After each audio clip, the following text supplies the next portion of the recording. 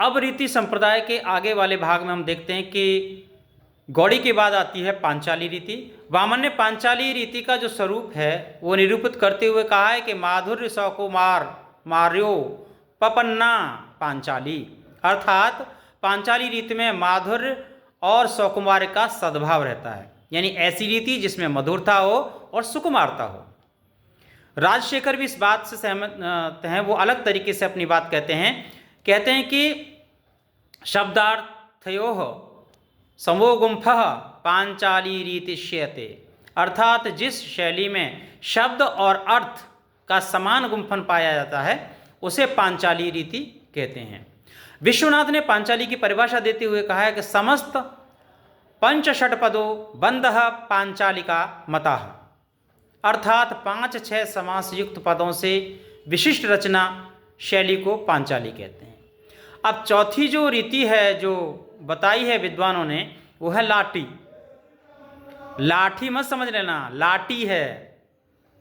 साहित्य दर्पणकार ने इसकी परिभाषा देते हुए कहा था लाठी तुरीत वैदर्भी पांचाल्योंतरे स्थिता, वैदर्भी और पांचाली के बीच की जो रीति है उसको लाटी रीति कहते हैं।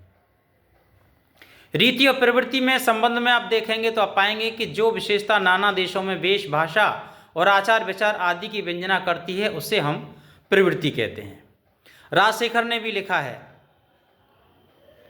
स्थान भेद से नायक नायिका में जो वेशभूषा विधि होती है उसे प्रवृत्ति कहते हैं। प्रवृत्ति के भेद उन्होंने माने हैं। नाट्यशास्त्र में उनका निरूपण इस प्रकार है